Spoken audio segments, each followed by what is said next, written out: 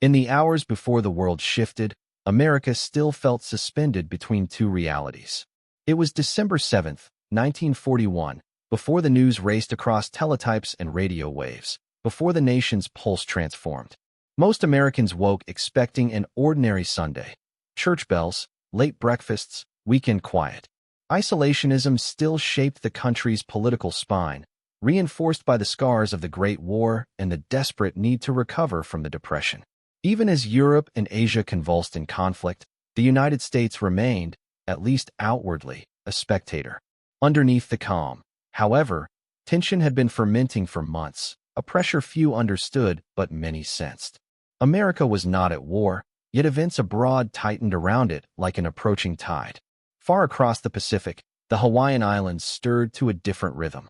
The U.S. Pacific Fleet, anchored majestically in Pearl Harbor, symbolized both deterrence and vulnerability. Battleships gleamed under the sun, orderly rows of aircraft rested at their stations, and sailors enjoyed the slow tempo of a Sunday morning. Yet classified intelligence reports, circulated in small closed circles in Washington, painted a harsher truth. Japan's negotiation posture had grown increasingly uncompromising, its military maneuvers increasingly ominous. American codebreakers had intercepted fragments suggesting time was running out. But the location, the timing, and the scale of any attack remained elusive. As the fleet rested, a storm already gathered beyond the horizon. In Washington, President Franklin Roosevelt navigated the tightrope between preparation and restraint. His administration fortified defenses, bolstered naval strength, and supported Britain through Lend-Lease. Yet the nation remained deeply divided on whether war was necessary or even justified. Roosevelt understood that American unity was fragile. Public opinion polls revealed a people reluctant to repeat the horrors of 1917. Even as he weighed intelligence and strategic warnings, he knew that any shift toward open conflict required undeniable provocation. On that final peaceful morning, Roosevelt drafted notes, held private conversations, and hoped that diplomacy might extend the fragile peace a little longer. Europe, by contrast, had long abandoned any illusion of stability. Britain fought alone through the dark months of 1940, then with the Soviet Union after 1941, but the Axis offensives continued with startling momentum.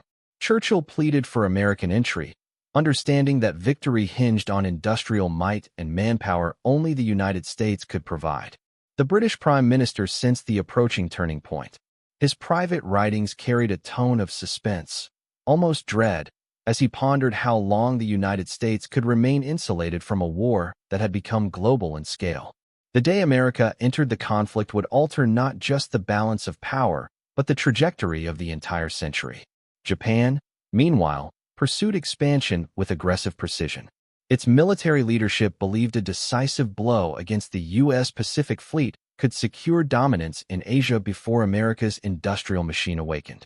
Months of planning converged on a single objective: cripple American naval capabilities so thoroughly and suddenly that Japan could fortify its conquests and negotiate from a position of strength. The attack was not an act of impulse, but a carefully constructed gambit, driven by resource shortages, geopolitical ambition, and a deep underestimation of American resolve. As Japanese carriers sliced through Pacific waters, their aircraft prepared for a strike that would ignite history. On the American home front, life unfolded in ordinary rhythms that masked the world's impending transformation. Newspapers carried updates about Europe and Asia, but often in cautious tones, framed to reassure rather than alarm. Many Americans believed the Atlantic and Pacific Oceans insulated them from foreign aggression. The idea that America could be directly attacked, the homeland itself pierced by war, remained unthinkable to most. Yet beneath those assumptions lay a nation in transition. Factories quietly expanded production, military recruits trained in increasing numbers, and political debates grew more urgent. The country was on the edge of a precipice without fully realizing it. The intelligence community, stressed by limited resources and conflicting signals, struggled to piece together the full picture. Warnings circulated, some urgent, others ambiguous, creating a mosaic of concern that lacked one crucial element: specificity. Messages about Japanese interest in American fleet positions, Inquiries into Pacific fuel depots and unusual radio silence from key Japanese task forces all raised red flags. Still, without definitive proof, the warnings fell into that dangerous space between suspicion and certainty. The stage was set for a moment that would expose the limits of preparation and the consequences of strategic ambiguity. As dawn broke across the Pacific, the final hours of the old world slipped quietly away. Americans still moved through their routines, unaware that within moments, news broadcasts would erupt with alarm, telephones would jolt commanders from their calm, and a nation defined by its distance from conflict would be thrust into the center of the greatest war in human history. On this day, the illusion of isolation would shatter, and everything, politics, industry, society, identity, would change at a pace no one could have imagined. The world was about to pivot, and America, willingly or not, would become the axis around which the future turned. The first sign that the world had changed came not through radio broadcasts or military dispatches, but through a deep, unnatural drone rolling across the Hawaiian sky. It was 7:48 a.m. when the sound of aircraft engines broke the quiet of a peaceful Sunday. Sailors, still shaking off sleep, initially mistook the noise for routine maneuvers. A few looked up with mild curiosity, unaware that the shapes above them were the opening wave of an assault planned with chilling precision. The Japanese Zero fighters and dive bombers moved in a disciplined formation, the rising sun emblazoned on their wings, descending upon Pearl Harbor with deadly intent. Within seconds, the illusion shattered. Bombs plunged toward battleships anchored in neat rows, torpedoes streaked through the harbor waters with mechanical purpose, and the first explosions ripped through steel hulls. The USS Arizona erupted in a fireball that consumed hundreds of crew members instantly, sending a column of smoke spiraling into the sky. The USS Oklahoma capsized in minutes, trapping sailors inside as they clawed at metal bulkheads. The attack was not only an assault on a fleet, it was a calculated strike at the psychological core of American security. In a single moment, the peaceful calm of the morning transformed into a landscape of chaos and fire. Confusion dominated the first minutes of the attack. Officers rushed from barracks half-dressed, trying to comprehend the scale of what was unfolding. Anti-aircraft gunners scrambled into position, firing wildly as they attempted to identify friend from foe. Messages crackled across the base. Air raid on Pearl Harbor. This is not a drill. For many, the words registered with a surreal disbelief. Training exercises never simulated destruction on this scale. Every explosion, every plume of smoke signaled that the unthinkable had arrived. The Pacific Fleet, long considered America's shield, was now exposed. Its vulnerabilities laid bare in a storm of flames and shrapnel. Japanese commanders executed their plan with ruthless coordination. Torpedo planes targeted battleships moored along Battleship Row. Bombers attacked airfields to neutralize American aircraft before they could take off, and fighters strafed sailors fleeing across open decks. The precision of the attack reflected months of intense preparation. Each pilot knew his objective, each squadron its timing. Japan sought devastation, not provocation. They aimed to deliver a blow so paralyzing that American resistance would seem futile. Even the timing, a Sunday morning, had been chosen to maximize surprise, ensuring the fleet was at its most vulnerable. The human cost grew by the second. Sailors trapped below decks pounded on steel walls as rising water flooded compartments.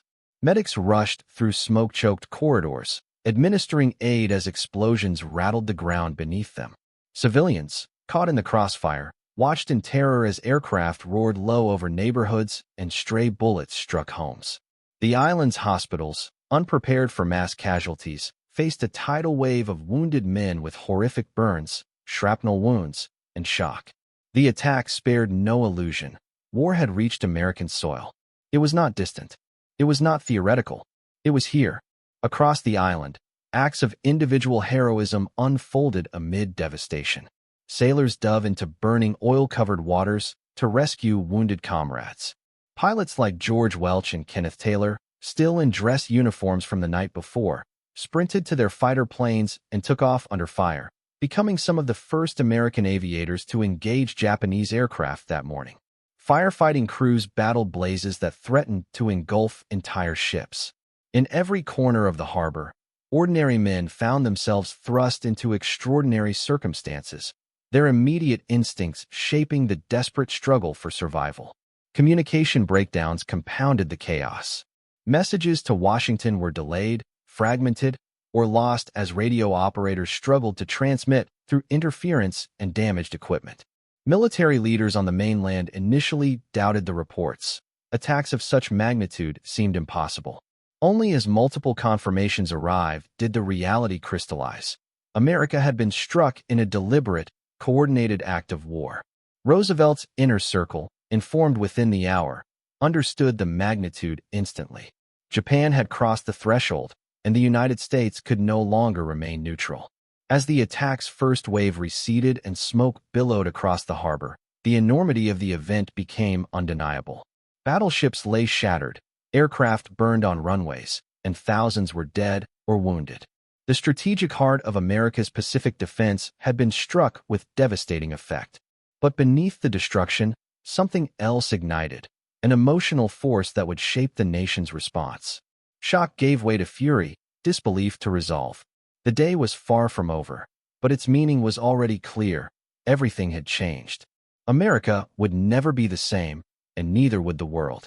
News of the attack traveled across the continental United States with a speed that felt both instantaneous and unreal. Radio announcers interrupted scheduled programs with urgent, halting bulletins, their voices trembling as they relayed early reports. Families gathered around living room sets, leaning in as static-laced words painted a picture too staggering to comprehend. Pearl Harbor attacked, battleships burning, hundreds feared dead.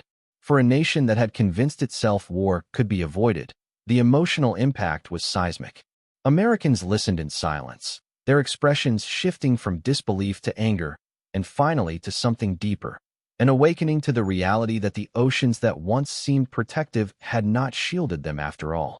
Across the country, military bases shifted within minutes from routine operations to full alert. Soldiers were recalled from leave, airfields prepared for potential secondary strikes, and coastal defenses bristled with activity. In California, rumors of Japanese aircraft approaching the West Coast sparked panic blackouts, long lines at gas stations, and emergency mobilizations. Military commanders, unsure whether the Pearl Harbor attack was the opening move of a broader offensive, ordered reconnaissance flights and increased naval patrols along vulnerable coastlines. The United States, which only hours earlier had considered itself safe from direct assault, now braced for the unknown. In Washington, Franklin Roosevelt received a stream of reports that grew grimmer by the minute. By early afternoon, the scale of the devastation was undeniable. Roosevelt's face hardened, grief and anger tempered by the calm discipline of leadership.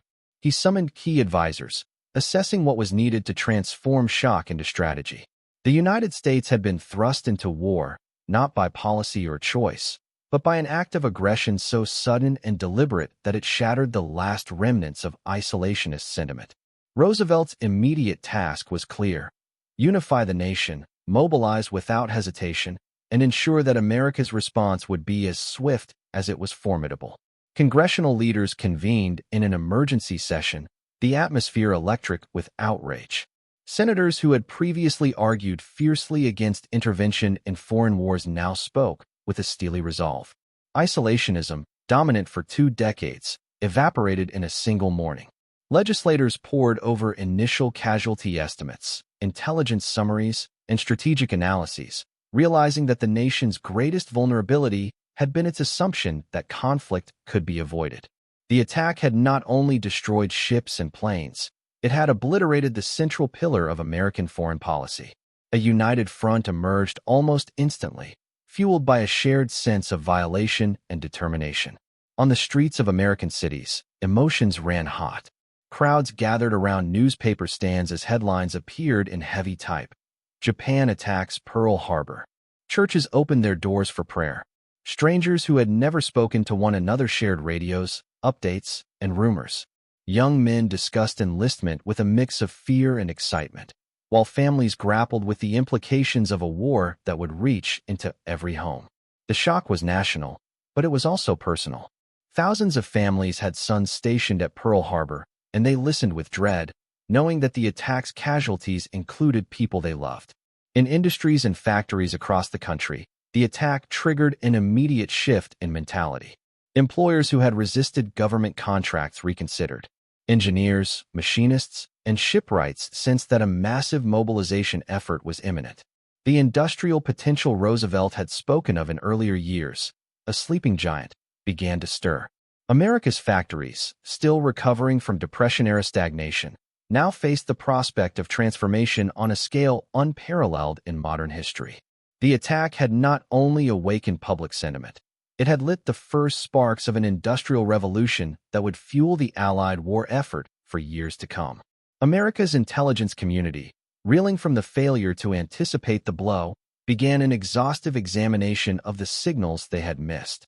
Analysts studied intercepted messages, communications anomalies, and diplomatic inconsistencies, seeking to understand the gaps in reasoning and coordination that allowed the attack to succeed. Although the recriminations would unfold over months and years, in the immediate aftermath the priority was clear: prevent a second strike, strengthen interagency cooperation, and ensure that intelligence became a cornerstone of national defense rather than an overlooked asset. Pearl Harbor had exposed the cost of fragmented analysis, and no official doubted the need for reform. As night fell on December 7, 1941, the country drifted between grief and resolve. Everywhere, radios continued broadcasting updates, casualty estimates, and statements from military officials.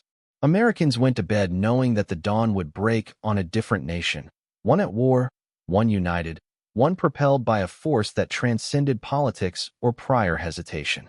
The day had begun in innocence and ended in irrevocable transformation. The United States, once an observer, was now a central actor in a global struggle. Everything had changed overnight, and the world would feel the consequences for generations. By the evening of December 7th, President Roosevelt had transformed shock into purpose. In the Oval Office, he reviewed casualty reports, strategic assessments, and intelligence updates with a precise and steady focus. Each document underscored the magnitude of the attack: battleships sunk, airfields destroyed, and hundreds of Americans dead. But more than the numbers, it was the audacity of the strike that demanded a decisive response. Roosevelt understood that this was not a skirmish. It was a declaration of intent, a challenge not only to military might, but to the moral authority of the United States on the global stage. The next morning, Roosevelt's message to Congress was more than a formal declaration. It was a moral clarion call. He framed the attack not as a distant conflict, but as a violation of American soil, American lives, and American principles. His words invoked outrage, unity, and a sense of inevitability.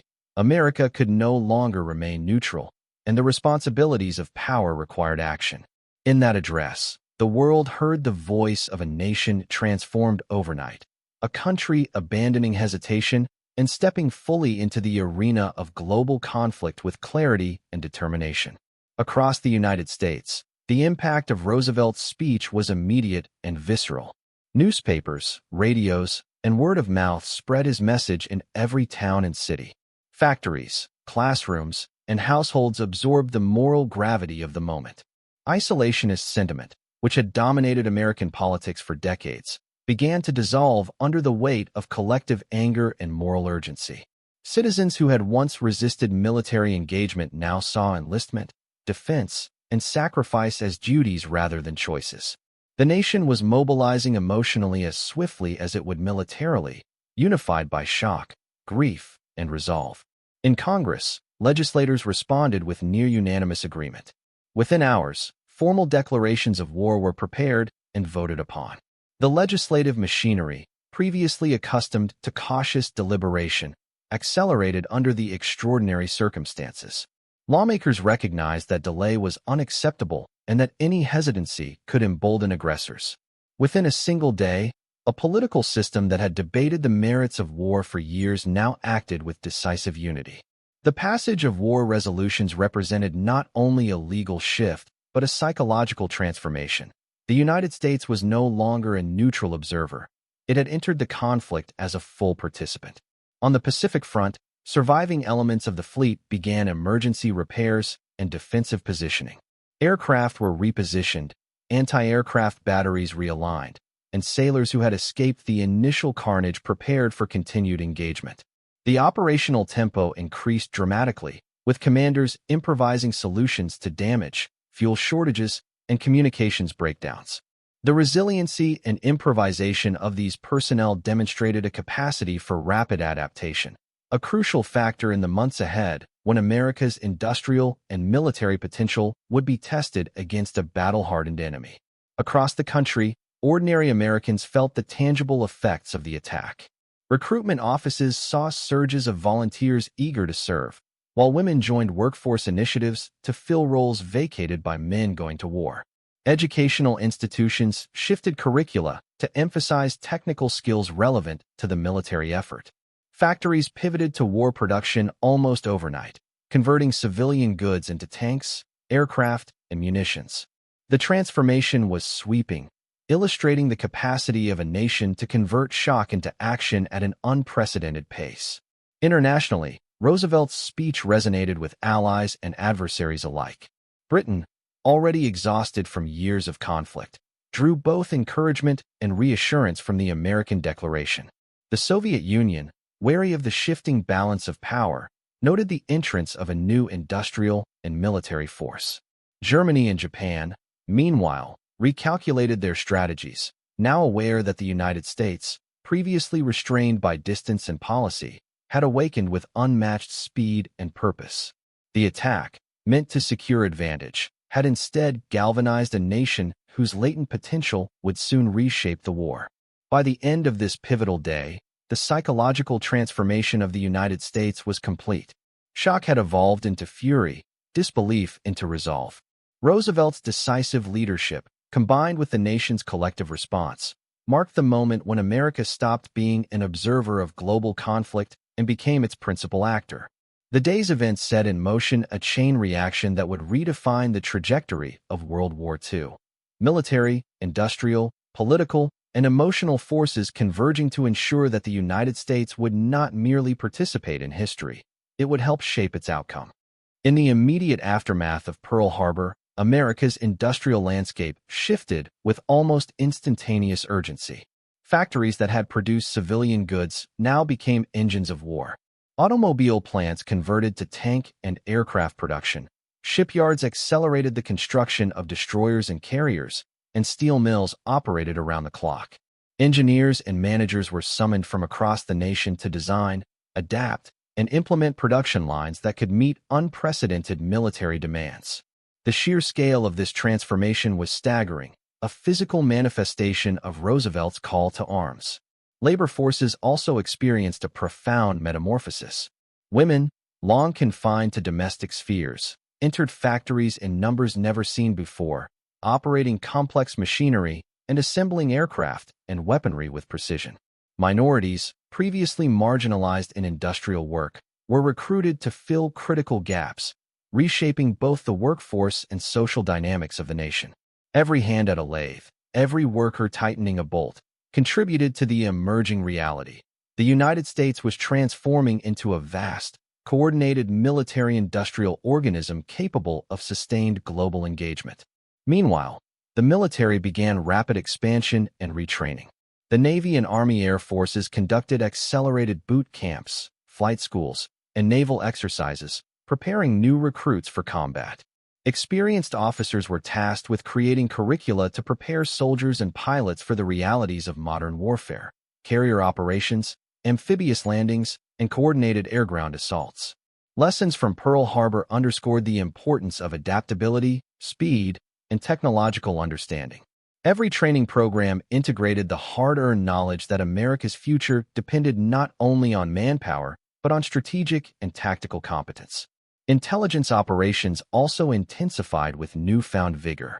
Cryptographers, analysts, and codebreakers were deployed in expanded numbers, tasked with intercepting and decoding Axis communications. Pearl Harbor had exposed both vulnerability and opportunity. The U.S. needed to anticipate enemy moves to prevent further catastrophic strikes. Coordination between military branches and civilian agencies accelerated, creating a more integrated approach to national defense. Analysts worked day and night, knowing that intelligence would determine the speed and effectiveness of America's initial responses in multiple theaters of war. Financial mobilization became an equally critical component of wartime readiness. Congress authorized massive spending packages to fund shipbuilding, aircraft production, and munitions, while war bonds were launched to channel civilian savings into the national effort. The federal government coordinated with banks, manufacturers, and labor unions to ensure resources were directed efficiently. Economists, planners, and logisticians collaborated to balance speed with sustainability, recognizing that America's industrial and financial power would define the trajectory of its intervention. Every dollar spent, every contract signed, and every ship launched contributed to the growing momentum of a nation finally unleashed. Across the Pacific, surviving elements of the fleet conducted damage assessment and strategic redeployment. Aircraft carriers, previously considered secondary assets, now became central to operational planning. Naval officers improvised tactics to mitigate weaknesses exposed by the Japanese strike, devising new formations, communication protocols, and defensive maneuvers. Every decision was made under intense pressure, aware that further attacks could arrive at any moment. The lessons of that day were immediate and brutal, shaping both the conduct of war and the psychological resilience of America's military leaders. Internationally, the world began to perceive the shift. Allies, long struggling against Axis forces, drew hope from the sheer industrial and human potential America now unleashed. Axis powers, however, recalculated their strategies, recognizing that their assumption of American neutrality was irrevocably shattered. The balance of power was beginning to tilt, not overnight in terms of immediate combat, but in long-term capacity to wage sustained, technologically advanced warfare. Pearl Harbor had not only provoked entry into the war, it had set into motion a strategic awakening with global ramifications. By the close of this week, America had fully embraced its identity as the arsenal of democracy. Factories hummed day and night, troops trained relentlessly, and leadership coordinated an unprecedented national effort. The attack had revealed vulnerability, but it had also unlocked latent capacity. The nation, once hesitant and inward-looking, now moved with unified purpose. Every action, from industrial output to military strategy, reflected a single truth. The United States would no longer be a passive observer of global conflict. The world had changed overnight, and America had become its decisive engine. As December 1941 progressed, the Pacific became the epicenter of America's urgent wartime planning. Survivors from Pearl Harbor, now redeployed across remaining bases, undertook desperate efforts to restore defensive capabilities. Aircraft were repaired and repositioned, anti-aircraft emplacements strengthened, and early warning systems refined. Intelligence analysts worked tirelessly to track Japanese movements across thousands of miles of ocean. Every piece of data, from intercepted communications to reconnaissance photographs, was scrutinized to prevent a repeat of the devastation that had shocked the nation just days earlier. Strategically, U.S. military leaders faced a daunting reality. Japan had gained momentum and geographic advantage. Their forces occupied islands across the Pacific, creating forward positions from which further attacks could be launched. America's challenge was immense. How to project power across vast distances with a fleet still partially crippled, while simultaneously expanding industrial output and training new personnel. Plans for aircraft carrier task forces, submarine operations, and coordinated strikes began to take shape, blending improvisation with long-term vision. Every decision carried profound risk, yet the urgency of the situation demanded action without delay. The human dimension of the Pacific mobilization was immediate and intense. Sailors, airmen, and Marines faced grueling schedules, extreme weather, and the psychological weight of previous losses. Many had witnessed friends perish during the initial attack, their images etched permanently into memory. Commanders emphasized resilience, instilling discipline while fostering improvisation and critical thinking. Each crew, each unit, became both a shield and a spear, responsible for defending vital positions while planning for offensive operations that could reclaim lost ground and restore strategic balance. On the home front, the attack had ignited an extraordinary wave of voluntary enlistment. Young men across the country flocked to recruitment offices, motivated by a mixture of anger, patriotism, and a desire to be part of the historic effort.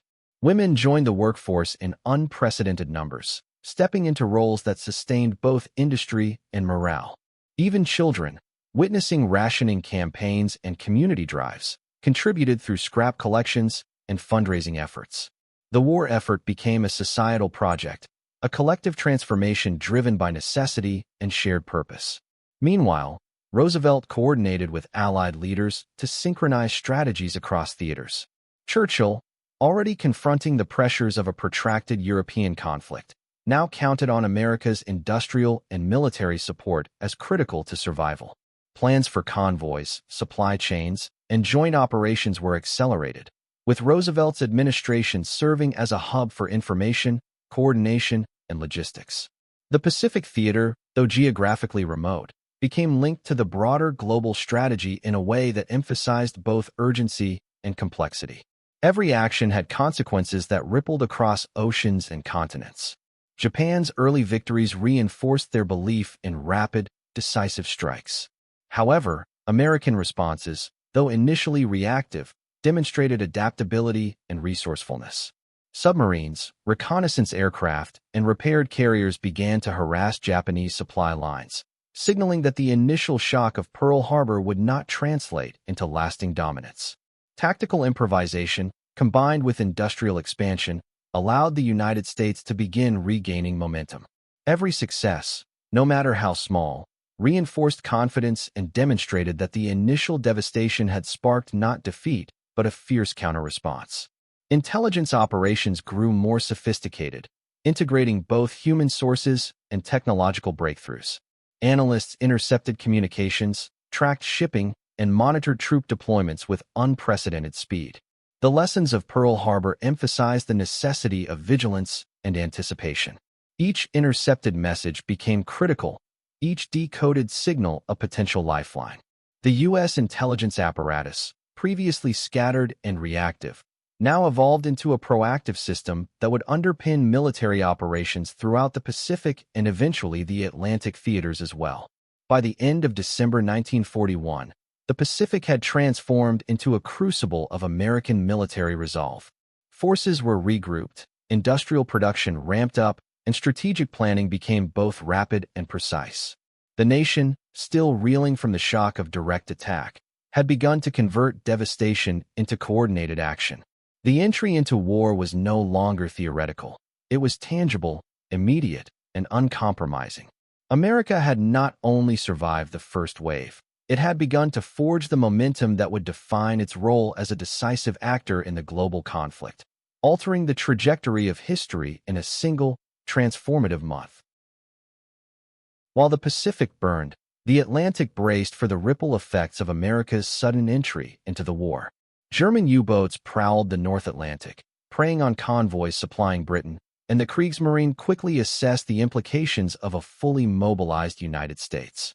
The balance of naval power, previously favorable to the Axis in terms of numbers and reach, was now threatened by an industrial giant capable of constructing ships, aircraft, and munitions at unparalleled speed. American shipyards accelerated production of destroyers and escort vessels, ensuring that supply lines to Europe could be maintained and reinforcing the lifeline for embattled allies. Britain, already exhausted from years of conflict, welcomed the arrival of American industrial and military support with a mix of relief and urgency. Roosevelt's declaration meant that Lend-Lease supplies could now be complemented by direct participation, easing the strain on British forces stretched across multiple fronts.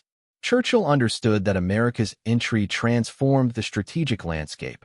What had been a war of attrition and isolation for the Allies was now entering a new phase, one in which resources, manpower, and logistics would shift decisively in their favor over time.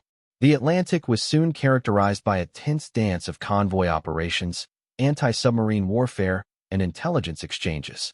U.S. naval commanders, coordinating with British counterparts, introduced advanced convoy systems, new sonar technologies, and refined depth charge tactics. The entry of American forces injected both technological innovation and fresh manpower into a theater that had become critical for sustaining Britain's survival.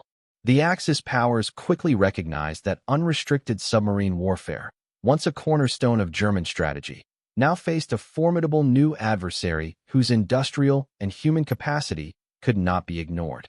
Across Europe, the news of America's declaration sparked both alarm and recalibration.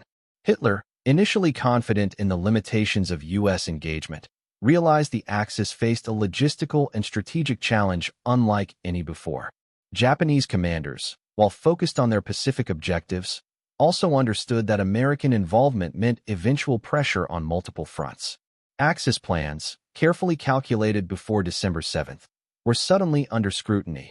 Operations that assumed U.S. neutrality now required revision, and long-term projections for conquest were thrown into uncertainty. The geopolitical chessboard had shifted overnight. The American public, galvanized by Pearl Harbor, now faced the practical realities of global engagement. War bonds surged, rationing programs were instituted, and military enlistment continued at record rates. Civilians contributed to production efforts, engaged in civil defense training, and adapted daily life to the demands of a total war. Factories operated around the clock, engineers designed innovative weapons systems, and communities rallied to support families of deployed service members. Society itself transformed, reflecting the collective determination to not merely survive, but to actively shape the outcome of the global conflict. Intelligence sharing became a cornerstone of strategic planning. American cryptographers collaborated with British counterparts, exchanging information on U-boat positions, fleet movements, and Axis logistics. The ability to anticipate enemy actions, informed by combined technological and human intelligence, allowed the Allies to counteract some early Axis advantages and to plan long-term offensives. Lessons learned from Pearl Harbor, particularly regarding surprise attacks and operational coordination, were integrated into broader strategic frameworks, influencing operations in both the Pacific and Atlantic theaters. In Washington, Roosevelt's administration balanced immediate action with long-term planning. Emergency funding addressed immediate military needs, while planners assessed the global requirements of a multi-front war. The challenge of coordinating land, sea, and air operations across continents became a central focus, demanding innovations in command structure, logistics, and communication. Every decision reflected the understanding that America's entry into the war was not a temporary measure but a profound, transformative commitment that would shape global strategy for years to come. By the end of this critical period, the world had undeniably shifted.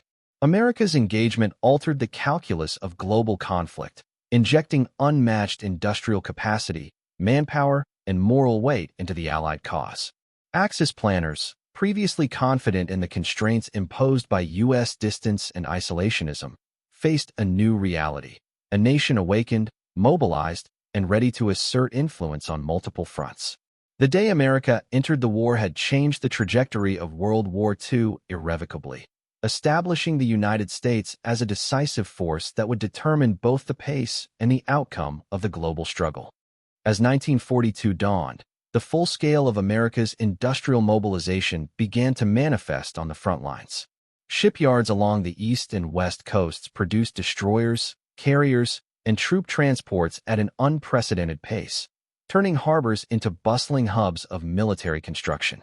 Aircraft factories operated continuously, churning out fighters, bombers, and reconnaissance planes with remarkable efficiency. Every bolt tightened, every rivet hammered, contributed to the growing projection of power. America's capacity to transform raw materials into strategic capability became not just a logistical achievement, but a symbol of national resilience and resolve. Steel mills, previously focused on civilian markets, now produced armor plating for tanks, ships, and fortifications. Oil refineries accelerated fuel production to supply both land and naval operations, while rail networks moved materials across the nation at speeds previously unimaginable. The coordination between government agencies, private industry, and labor unions became a model of efficiency born from necessity. America's industrial output, once underutilized, had become the backbone of a war effort that spanned continents, oceans, and skies. The workforce, empowered by the demands of total war, underwent a social transformation alongside its technical one. Women, working in factories and shipyards, proved indispensable in production roles, operating machinery that demanded both skill and precision. African Americans and other minorities, previously marginalized in many industries, now contributed at every level, challenging pre-existing social hierarchies and accelerating the integration of labor forces. The war effort became a crucible for social change, as necessity broke through the barriers of convention and expanded the boundaries of who could contribute to national survival. In tandem with industrial expansion, military training intensified to prepare the influx of new recruits. Soldiers, sailors, and airmen underwent accelerated programs in navigation, gunnery, and amphibious operations. Training camps became miniature hubs of strategy, innovation, and practical adaptation. Commanders emphasized not only technical skill but the psychological resilience necessary to endure long deployments, harsh conditions, and the horrors of battle. The combination of industrial output and disciplined human capital created a synergy that magnified America's emerging warfighting capacity. Technological innovation surged under wartime pressures. Engineers and scientists collaborated to improve aircraft, design more effective weapons, and develop naval technologies that could counteract enemy advantages. Radar systems, sonar, and cryptographic breakthroughs became increasingly integral to military planning. Each innovation, though rooted in engineering and science, carried immense strategic significance, allowing the United States to compensate for its initial inexperience and build a foundation for decisive victories.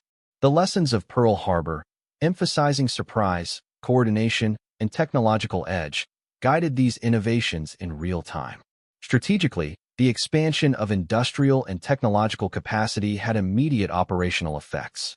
Aircraft carriers, newly commissioned ships, and advanced weaponry were deployed to critical theaters, enhancing both defense and offensive potential. Task forces were formed to project power into contested waters, supply lines strengthened to support distant operations, and reconnaissance became more sophisticated, allowing commanders to anticipate enemy movements with growing accuracy. The transformation from industrial might to military capability was no longer theoretical. It was actively reshaping the course of the war. Globally, Axis powers began to recognize the consequences of America's rapid mobilization. Japan's initial advantage in the Pacific, built on speed and surprise, faced a counterbalance in the form of production, personnel, and planning. Germany and Italy, watching from Europe and North Africa, understood that the entry of a fully industrialized and militarily mobilized United States fundamentally altered long-term projections. The psychological shock of Pearl Harbor had been compounded by the tangible, visible capacity America now projected across oceans. Axis strategists confronted a reality that demanded adaptation, recalibration, and, in some cases, desperation. By the end of this period, the transformation was complete. America had moved from a nation struck by surprise to a country operating at full strategic potential. Industrial engines, trained personnel, technological innovation, and operational planning converged to produce a military force capable of sustained global engagement. The nation that awoke on December 8, 1941, to the horrors of Pearl Harbor had, within months, begun to define the trajectory of World War II. The foundations of victory were being laid not just on the battlefield, but in the factories, laboratories, and training grounds of a country galvanized overnight by necessity, outrage, and determination. As America mobilized, the scale of sacrifice became increasingly evident. Casualty reports from Pearl Harbor, while initially incomplete, continued to arrive in painstaking detail, cataloging hundreds dead, wounded, and missing. Families across the nation confronted the harsh reality that loved ones were now in harm's way. The human cost of war, previously a distant abstraction, became intimate and immediate. Grief mingled with determination, forging a collective resolve that transcended politics and regional divides, uniting citizens around a common purpose: the defense of their nation and its ideals. Military hospitals across Hawaii and the continental United States overflowed with the injured. Medics worked tirelessly amid chaos, treating burns, shrapnel wounds, and psychological trauma. Nurses, doctors, and volunteers confronted horrors that tested their endurance, yet their work became emblematic of the broader mobilization effort. Civilian morale, already challenged by shock, was bolstered by stories of courage, ingenuity, and selflessness. Newspapers highlighted heroism alongside tragedy, shaping a narrative in which sacrifice was honored and resilience celebrated, reinforcing the moral imperative of America's engagement. The psychological impact of the attack rippled through every layer of society. Communities organized vigils and memorials for those lost, while local governments initiated civil defense programs. Air raid drills, blackout regulations, and volunteer patrols became common practice, preparing citizens for potential threats on the mainland. Children contributed through scrap drives and rationing campaigns, and entire neighborhoods coordinated to support families of deployed service members. The war effort became a civic enterprise, transforming ordinary citizens into active participants in national survival. In the military, the initial shock gave way to strategic introspection. Commanders analyzed failures in preparedness and communication, seeking to prevent repetition. Fleet commanders developed new protocols for dispersing ships, reinforcing harbor defenses, and improving reconnaissance operations. Air Force leaders instituted stricter maintenance and deployment schedules for aircraft, ensuring rapid response capability. Every lesson, learned at the cost of human life, informed a broader doctrine of readiness that would guide operations in the Pacific and beyond. The attack also catalyzed a profound sense of urgency among political leaders. Roosevelt's administration worked to coordinate federal, state, and local agencies, ensuring a unified response to both domestic and foreign challenges. Emergency funding, military recruitment, and logistical planning moved at unprecedented speed. Every facet of governance, from transportation to communications, became intertwined with the war effort. America, once hesitant and distant, now functioned as a nation fully engaged, its administrative and social systems reshaped by necessity. Across the globe, allies and adversaries alike took note of America's resilience. Britain, still enduring the Blitz, found reassurance in the surge of American support. The Soviet Union, facing a relentless German advance, recognized that U.S. industrial and military potential could tip the scales of survival. Germany and Japan, conversely, began recalibrating operational assumptions, understanding that the entry of a vast, resource-rich nation had introduced a new variable that could not be ignored. The human cost of Pearl Harbor had sparked not despair, but an unprecedented mobilization of both spirit and capability. American propaganda, carefully crafted and widely disseminated, reinforced the moral and emotional dimensions of the conflict. Posters, radio broadcasts, and newsreels emphasized duty, honor, and collective responsibility. Cultural institutions, including schools, churches, and civic organizations, integrated messages of resilience and contribution into daily life.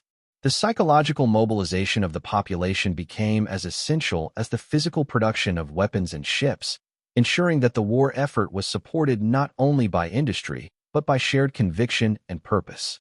By the close of this phase, the intertwining of sacrifice, courage, and national resolve had solidified America's identity as a nation at war.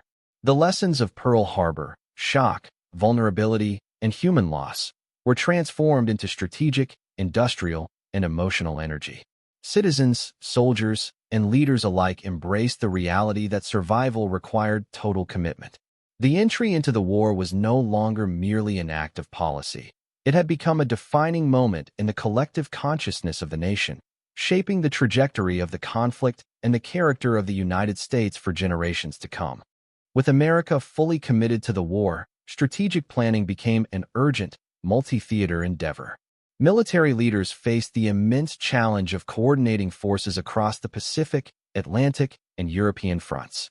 The United States had to integrate its industrial output, manpower, and logistical networks into an operational strategy capable of countering experienced Axis forces. Every decision, where to deploy aircraft carriers, how to protect shipping lanes, and when to strike, was weighted by the consequences of both success and failure. Pearl Harbor had made clear that inaction was not an option. Precision, speed, and foresight were now mandatory. In the Pacific, the immediate priority was stabilizing positions and preparing for counteroffensives.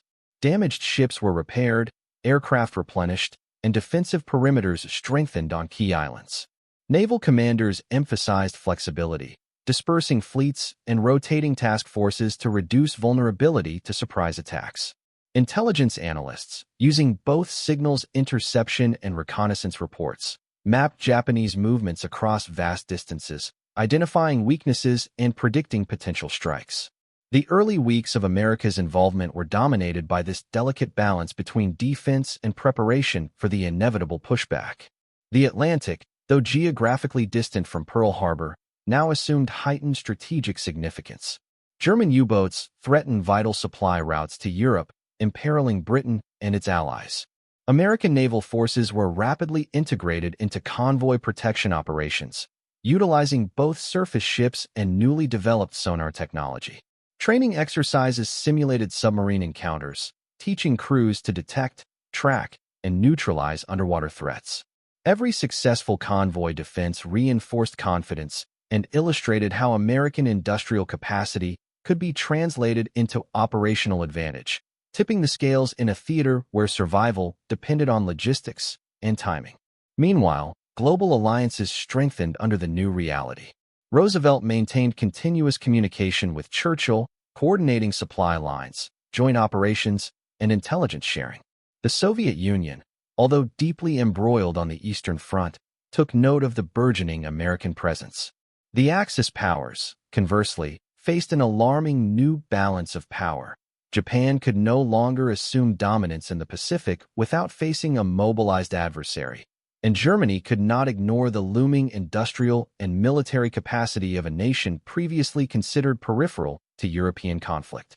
Pearl Harbor had redefined not only geography but geopolitics. Back home, the integration of civilian industry into military production accelerated.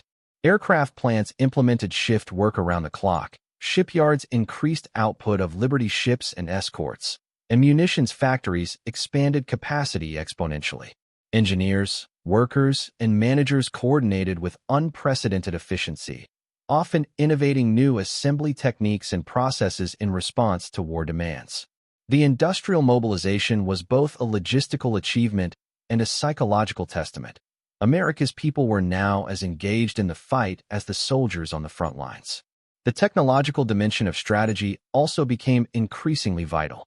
Innovations in radar, sonar, and cryptography enabled better detection of enemy forces, while advances in aviation extended operational reach across vast oceans.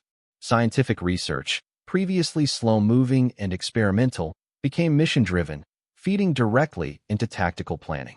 From long-range bombers to carrier-based aircraft, technology amplified American power, compensating for initial disadvantages in experience and geographical positioning. Every advance was rooted in the lessons of Pearl Harbor, the imperative to anticipate, adapt, and dominate before the enemy could strike again. Human leadership proved as critical as material strength.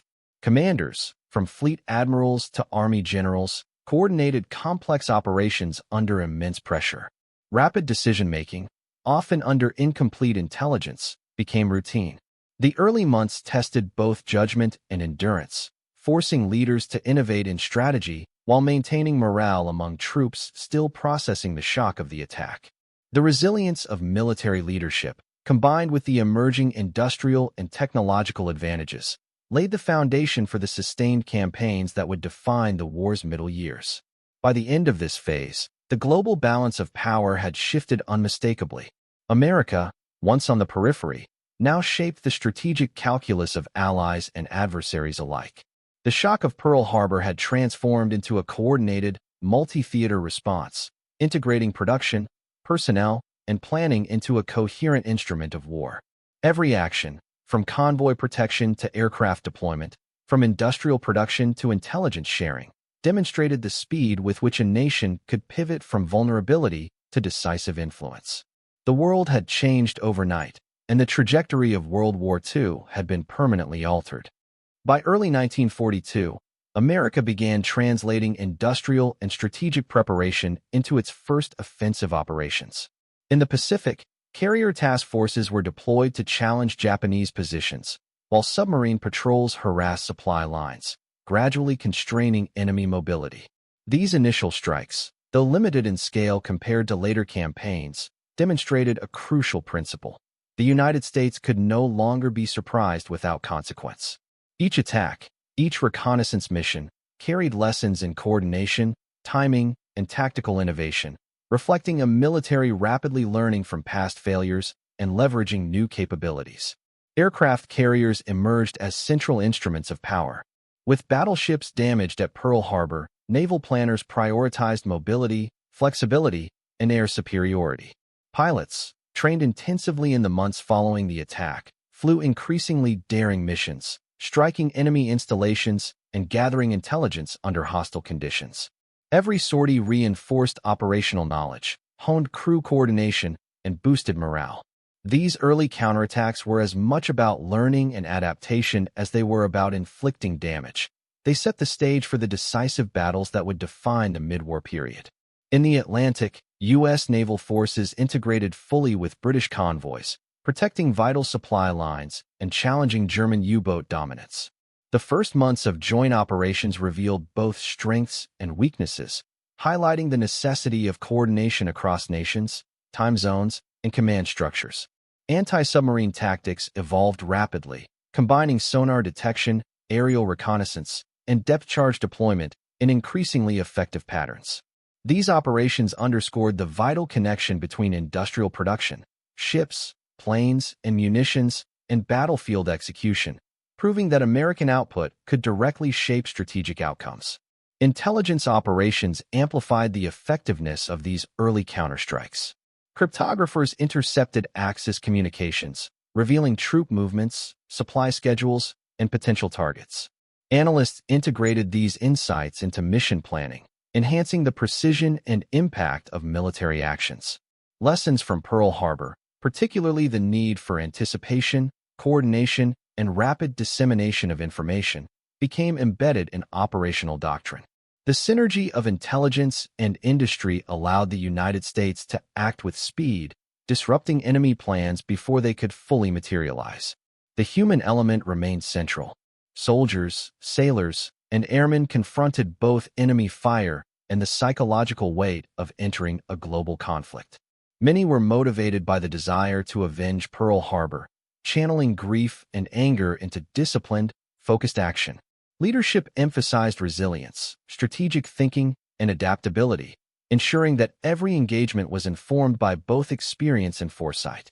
Personal heroism, often at great cost, reinforced the broader narrative of national resolve and collective responsibility. On the home front, these early counterstrikes were widely celebrated, though tempered by awareness of ongoing risks and sacrifices. Propaganda and newsreels highlighted successes while honoring losses, shaping public perception and sustaining morale. Civilians contributed by maintaining production, participating in civil defense initiatives, and supporting families of deployed service members. The war effort had become a societal enterprise, uniting industry, government, military, and citizenry in a single, coordinated purpose. Globally, Axis powers recognized the consequences of America's first strikes. Japan, while initially confident, began to reassess the vulnerability of extended supply lines and overstretched forces. Germany and Italy noted the growing presence of U.S. forces in the Atlantic, understanding that strategic assumptions based on American neutrality were now obsolete. Each action taken by U.S. forces sent a signal. The nation struck at Pearl Harbor had transformed into an agile, capable, and determined opponent, capable of shaping outcomes far from its shores. By the end of these first months, the pattern was clear. America had evolved from a nation stunned by attack into a force capable of sustained global engagement. Every counterstrike, every logistical maneuver, and every technological innovation illustrated a trajectory from vulnerability to influence. The lessons of Pearl Harbor, once bitter and costly, had become catalysts for operational and strategic growth, demonstrating that the shock of a single day could ignite a transformation that would define a nation and alter the course of history. By mid-1942, America's war effort had expanded far beyond immediate reactions, evolving into a sustained, multi-theater campaign. Factories, shipyards, and aircraft plants reached levels of production that dwarfed pre-war output, and engineers continuously innovated to improve efficiency. The transformation of the civilian workforce into a war-focused labor force became a model of national mobilization. Women operated machinery previously reserved for men, minorities entered industrial positions at unprecedented rates, and every community contributed to the effort, reflecting the scale and totality of the national commitment. On the military front, the United States began preparing for amphibious operations across the Pacific and North Africa. Training exercises emphasized coordination between land, sea, and air units, simulating conditions soldiers would encounter on contested islands and shores. Lessons from Pearl Harbor influenced planning. Dispersal of forces, layered defense, and rapid response became central to strategy. Every campaign required the synchronization of logistics, tactics, and personnel, a complexity that tested American adaptability and underscored the scale of commitment required for victory. Naval power, bolstered by newly commissioned vessels and experienced crews, increasingly challenged Japanese and German dominance. Carrier task forces patrolled contested waters, submarine campaigns disrupted enemy supply lines, and joint operations with Allied forces strengthened strategic reach.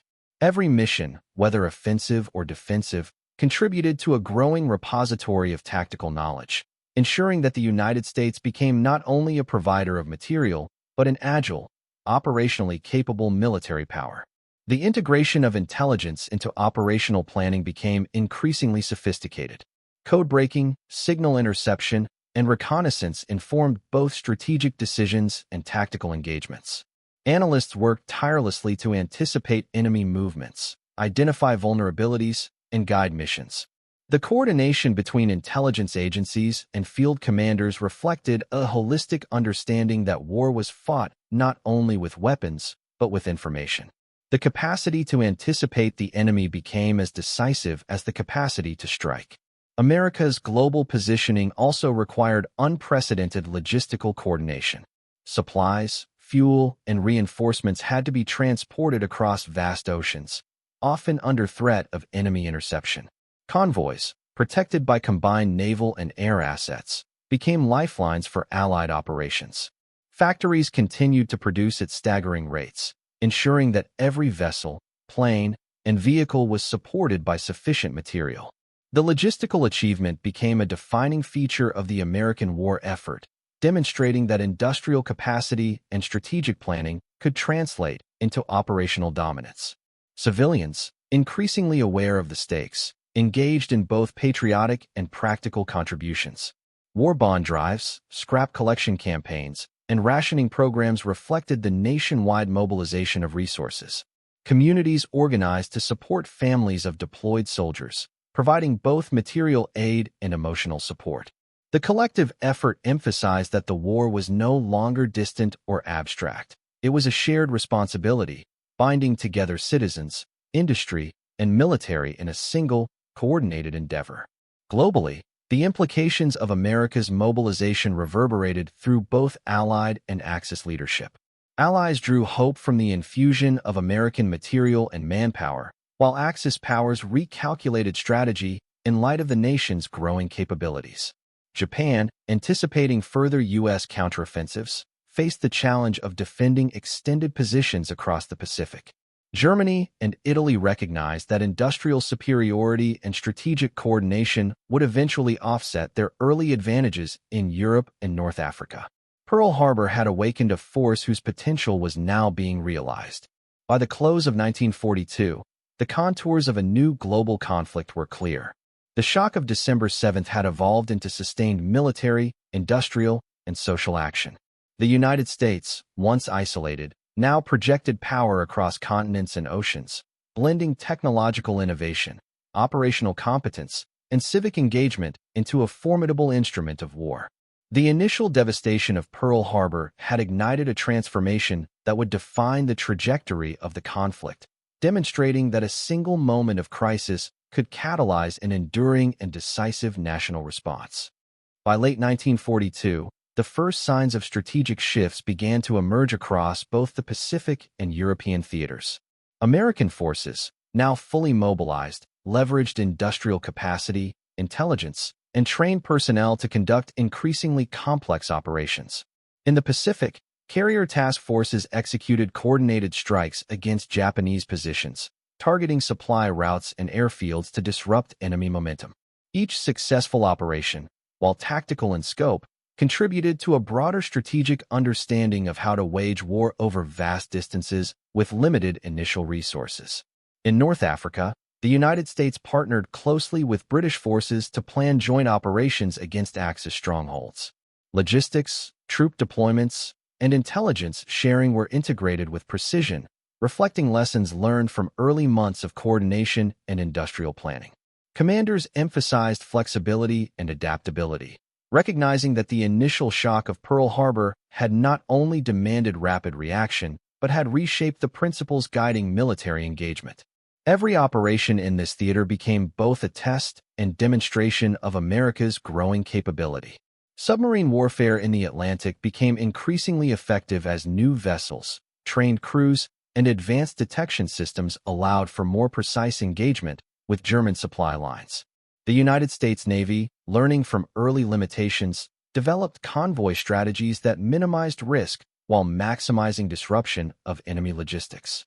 These operations, though incremental, showcased the synthesis of production, personnel, and planning, turning American industrial might into tangible battlefield impact. The strategic balance in the Atlantic began to tilt in favor of the Allies. Technological innovation continued to accelerate, with radar, sonar, and aircraft improvements providing critical advantages. Bombers reached longer distances with greater payloads, carriers expanded operational range, and communications systems allowed for better coordination across vast theaters. Scientific research, driven by wartime urgency, became directly actionable, ensuring that every advancement in technology was integrated into operational planning. The lessons of Pearl Harbor, particularly the dangers of surprise and the value of preparation, were now embedded in military doctrine. The psychological dimension of warfare also evolved. Soldiers and sailors, initially demoralized by the attack, demonstrated resilience and adaptability under grueling conditions. Leadership emphasized both morale and tactical proficiency, fostering units capable of operating independently yet coordinated within larger strategies. Successes, even small ones, provided vital psychological reinforcement, illustrating that America could respond effectively and assertively across multiple theaters. The initial shock had ignited a determination that now translated into operational competence. Homefront support remained indispensable. Civilians continued to contribute through war bond drives, rationing programs, and production efforts. Media outlets, including radio and newsreels, framed military actions as both patriotic duty and moral imperative, sustaining engagement and morale. Communities organized to support families of deployed personnel, ensuring that the domestic front remained stable and productive. This integration of societal effort and military action reinforced the notion that total war required both industrial and emotional investment from a nation as a whole. Axis powers, observing these developments, began adjusting strategies to counter the growing American presence. Japan faced increasingly effective resistance in the Pacific, complicating plans for further territorial expansion. Germany, while focused on the Eastern Front, recognized that America's industrial and military mobilization would eventually support operations in Europe, directly threatening long-term objectives. The entry of the United States had not only provided material support to allies, but had forced the Axis to confront a new, dynamic, and formidable adversary. By the end of this period, the trajectory of the war had been irrevocably altered. Pearl Harbor, once a symbol of vulnerability, had catalyzed a transformation in strategy, production, and national resolve. America had moved from reaction to proactive engagement, leveraging every element of its power to reshape the global balance. Every counterattack, every technological innovation, and every logistical achievement contributed to a growing confidence that the nation could project influence, defend its interests, and, ultimately, tip the scales of World War II in favor of the Allies.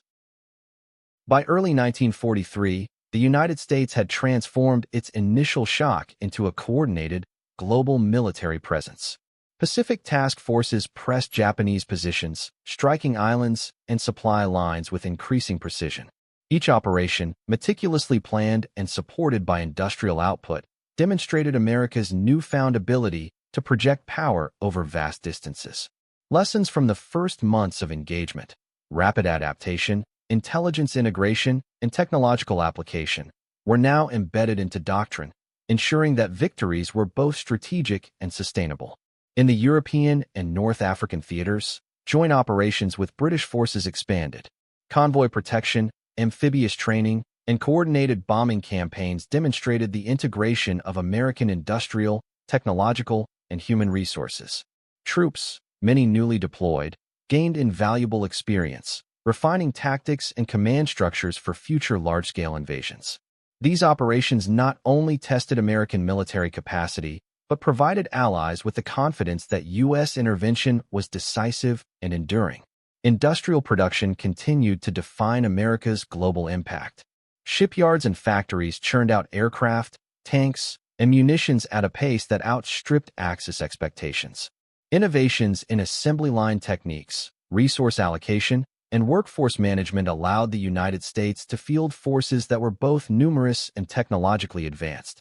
Every tank produced, every plane launched, and every ship commissioned reflected not just material power, but strategic foresight, a tangible translation of industrial capacity into battlefield dominance. The human cost of these campaigns was profound yet transformative.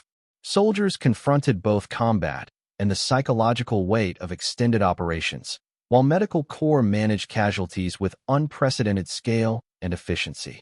Civilian populations adapted to wartime demands, contributing labor, resources, and morale support. The shared sacrifices reinforced a national identity centered on resilience, collective responsibility, and the understanding that victory required both courage and sustained effort across society. Technology remained a decisive factor in operational success. Radar, sonar, and code-breaking continued to provide critical advantages in both intelligence and combat. Aircraft and naval innovations allowed for longer-range attacks and more precise strikes.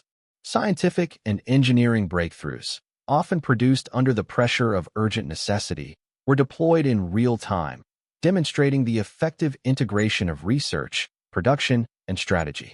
The synergy of innovation and operational application became a hallmark of America's expanding global influence. Axis leaders increasingly acknowledged the changing dynamics. Japan, contending with aggressive U.S. counteroffensives in the Pacific, faced the growing realization that initial victories could not secure long-term dominance. Germany, observing the escalating industrial output and military reach of the United States, recognized that strategic calculations based on American isolation were obsolete. These shifts forced adaptations, overextensions, and recalculations that would ultimately strain Axis resources and morale. The psychological and symbolic significance of America's engagement extended beyond the battlefield. Allies drew hope from the tangible commitment of American forces, while civilians worldwide were inspired by the demonstration of resilience and capability. The narrative of a nation rising from vulnerability to global influence reinforced both moral and strategic momentum, shaping perceptions of the war and its eventual outcome. America's presence was no longer an addition. It had become a decisive factor in the trajectory of global conflict. By the end of this period, the world had entered a new phase of World War II. Pearl Harbor, once a moment of devastation and vulnerability, had ignited a transformation that integrated industrial, technological, military, and social power into a coherent instrument of war.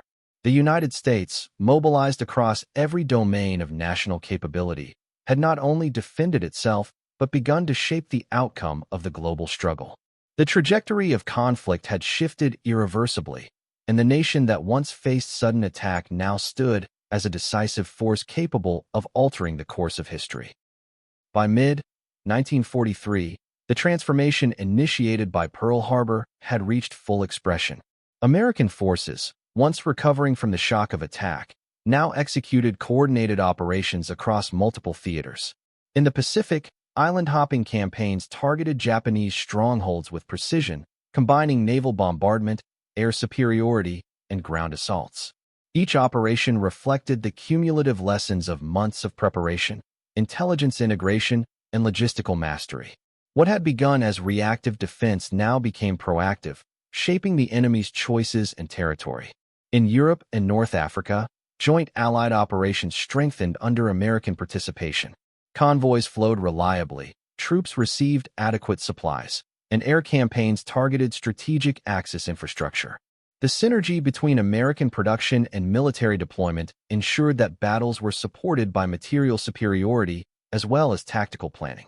Soldiers gained experience, commanders refined strategy, and each engagement demonstrated that industrial capacity could be translated into operational dominance on a global scale.